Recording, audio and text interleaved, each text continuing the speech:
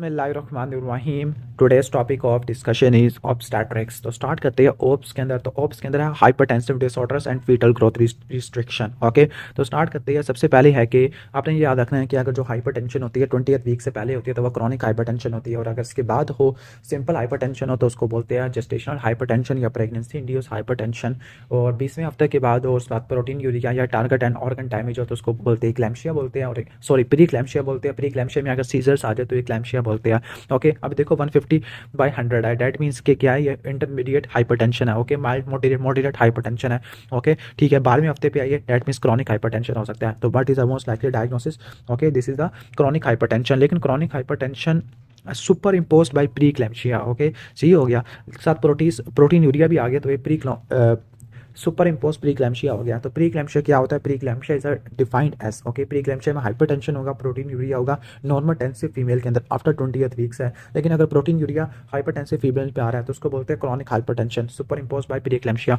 Okay, 164 पे आ जाते हैं। 164 है कि प्री क्लैम्शिया को डायग्नोस करने के लिए प्रोटीन यूरिया कितना होना चाहिए? तो प्रोटीन यूरिया, ओके ठीक है, तो हाइपरटेंशन 140/90 से ऊपर होनी चाहिए। प्रोटीन यूरिया 300 मिलीग्राम पर 24 आवर या 0.3 से कम होना चाहिए 20 वीक्स के बाद 24 घंटों के अंदर। Which of the following is not a risk factor for preeclampsia? तो प्री क्लैम्शिया का रिस्क फैक्टर कौन सा नहीं होता? Conception after 12 year of marriage. Okay, preeclampsia primary gravity में काफ़ी ज़्यादा कॉमन होता है, प्राइमरी पैटर्निटी में ज़्यादा कॉमन है। प्राइमरी पैटर्निटी का मतलब है प्रेगनेंसी विद न्यू पार्टनर, क्योंकि इम्यूनोलॉजिकल एटियोलॉजी होती है। ओके, क्योंकि जो फीमेल्स होती है वो इम्यूनिटी डेवलप कर चुकी होती है against the sperm of partner for the development of preeclampsia. That is why ये प्राइमरी पैटर्निटी में काफ़ी ज़्यादा होता है, इम्यूनिटी डेवलप नहीं होती। ठीक हो गया। जो स्ट्रॉन्ग फैमिली हिस्ट्री होती है वो भी इसका रिस्क फैक्टर होता है। ओके, इसके बाद नेक्स्ट आगे चलते होते हैं। Okay, regarding pathophysiology of preeclampsia, तो कौन सी सर्कुलेशन में बढ़ जाती है? याद करना, प्री क्लैम्शिया में वेजो कंस्ट्रक्टर बढ़ जाती है, वेजो डायलेटर कम हो जाती है। तो best option is, okay best option is SFLT soluble FMS like tyrosine kinase 1। Okay, ये एंडोथेलिन ग्रोथ फैक्टर रिसेप्टर होते हैं जो कि क्या होती है, प्री क्लैम्शिया में बढ़ जाते होते हैं। ये वेजअप के साथ बाइंड करेंगे, प्लेटलेट डिराइव्ड ग्रोथ फैक्टर से बाइंड करेंगे, उनके लेवल्स को कम कर देंगे, वेजो डायलेटर्स कम हो जाएंगे। प्लेटलेट के लेवल्स भी ऑलरेडी कम होते हैं, प्रोस्टाग्लैंडिन्स पर कोई इफेक्ट नहीं पड़ता होता प्री क्लैम्शिया में। 167 पे आ जाते हैं। 22 ईयर ओल्ड प्राइमरी ग्रेविडा जो कि 32 वीक्स पे आई है जेस्टेशन पे विद बीपी ऑफ 150/100। ओके, देखो 32 वीक्स और बीपी बाय तो her spot protein creatinine ratio was done. Okay, ठीक है, प्रोटीन क्रेटिनिन रेशो हुआ तो proteinuria this must be, okay proteinuria क्या होना चाहिए? ओके, 30 मिलीग्राम पर नैनोमोल से क्या होना चाहिए? ओके, ज़्यादा होना चाहिए for diagnosis of significant protein urea. ठीक हो गया, 30 मिलीग्राम पर नैनोमोल। ओके, इसके बाद नेक्स्ट है कि 32 वीक्स ऑफ जेस्टेशन पे आई है विद प्री क्लैम्शिया। नाइस गाइडेंस के मुताबिक कौन सी एंटीबायोटिक ड्रग और चॉइस होगी? वो होगी लैबेटालोल होगी। ओके, अल्फा और बीटा रिसेप्टर को ब्लॉक करती है, प्रेगनेंसी में इस्तेमाल कर सकते हैं, ओरल या इंट्रावेनस रूट से दे सकते हैं, इमरजेंसी में भी दे सकते होते हैं। फर्स्ट लाइन ड्रग यही होती है, इससे पहले मिथाइल टोपा इस्तेमाल होती थी।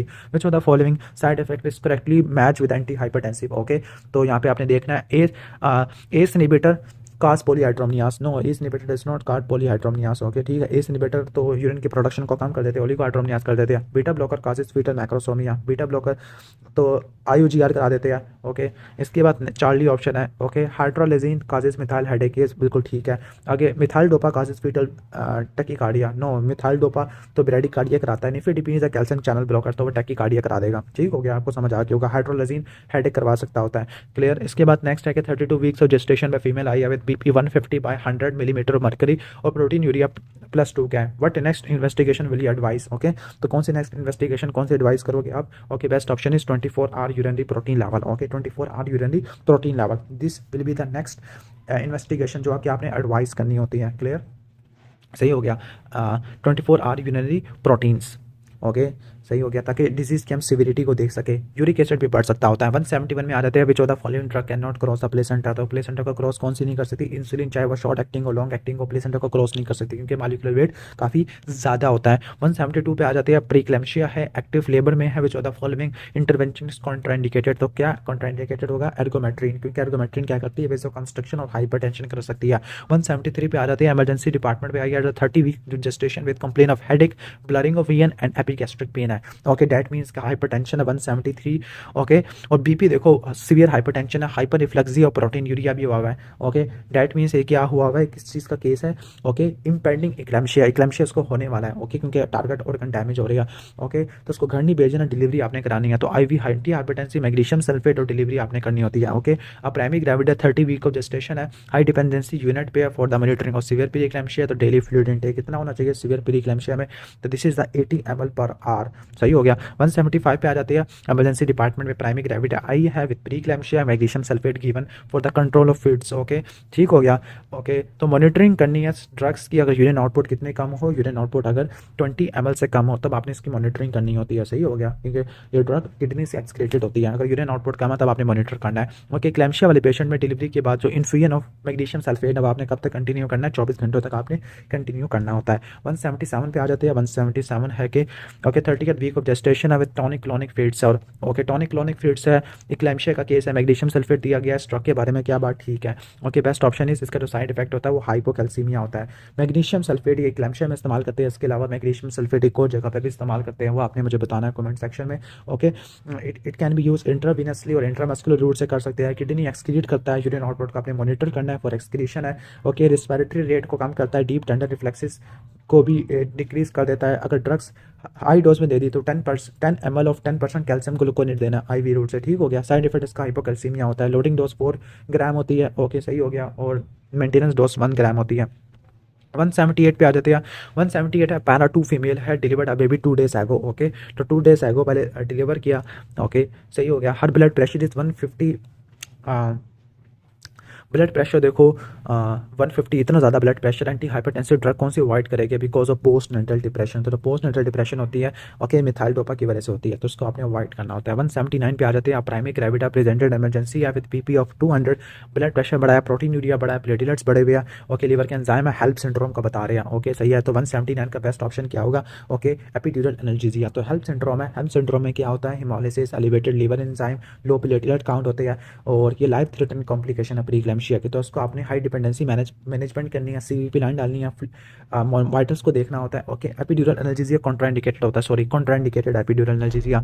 Okay maternal mortality rate due to preeclampsia और सॉरी ड्यू टू इक्लैम्शिया। तो मैटरनल मोर्टेलिटी रेट क्या होती है, इसको हम direct cause of maternal death के अंदर डालते होते हैं। ओके ठीक है। ओके ओके ठीक हो गया। जो इंट्रापार्टम इक्लैम्शिया होता है उसके लेस चांस ऑफ मोर्टेलिटी होता है, बिकॉज पेशेंट तो हॉस्पिटल में होते हैं तो उनके मैनेज हम कर लेते हैं फिट्स वगैरह को, तो ये डायरेक्ट मैटरनल मोर्टेलिटी में आता है। Most common cause of maternal mortality in patient of eclampsia cerebral haemorrhage. Okay stroke की वजह से डेथ हो जाती है।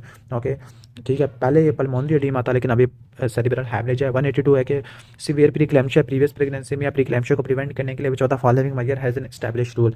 ओके तो बेस्ट है इस ओके लो डोज एस्पिरिन है, लो डोज एस्पिरिन आपने करनी होती है। Globally the major cause of fetal growth reduction is okay, तो फीटल ग्रोथ रिडक्शन FGR का जो मोस्ट कॉमन काज होता है वो क्या होता है, ट्विन प्रेगनेंसी होता है। ओके ठीक हो गया। सॉरी एक मिनट, एक MCQ छूट गया। ओके अच्छा प्रिवेंशन करने के लिए आपने लो डोज एस्पिरिन आपने देनी होती है। सॉरी अच्छा मोस्ट कॉमन काज क्या होता है, मैटरनल न्यूट्रिशन की वजह से, माल न्यूट्रिशन की वजह से FGR होता है। 184 पे आ जाते हैं। 184 में है कि 30 वीक ऑफ जेस्टेशन है, एसिमेट्रिकल इंट्रायूट्राइन ग्रोथ रिटार्डेशन है। ओके तो एसिमेट्रिकल है तो ये क्यों हो सकती है एसिमेट्रिकल वाली। Okay best option is okay placental insufficiency. Okay सही है, प्लेसेंटल इंसफिशिएंसी की वजह से एसिमेट्रिक सॉरी एक मिनट में देख लूँ। अच्छा कहते हैं स्मोकिंग और कोकीन ये भी करा सकती होती है, लेकिन ओके लेकिन मेन आपका इंपॉर्टेंट कौन सा होगा, प्लेसेंटल इंसफिशिएंसी। वैसे प्लेसेंटल इंसफिशिएंसी से वो नहीं होगा, इसका देखना पड़ेगा MCQ होगा। ओके सॉरी प्लेसेंटल इंसफिशिएंसी का ही बनता है आंसर। ओके 185 पे आ जाते हैं। 185 है कि presented at 36 week of gestation है, लेकिन her fundal height is 32 weeks है। ओके फंडल हाइट का में ओलिगोहाइड्रोमनियास है, तो कौन सा डिफरेंशिएट करेगा IUGR को SGA से। ओके तो best test is okay best test is presence of structure abnormality. IUGR में क्या होगा, कोई अंडरलाइन पैथोलॉजी होगी लाइक प्रीक्लैम्शिया, स्ट्रक्चर एब्नॉर्मेलिटीज, या लाइकर वॉल्यूम कम होगा, ब्लाइकल विन ब्लड फ्लो में स्लो चेंजेस आएगी।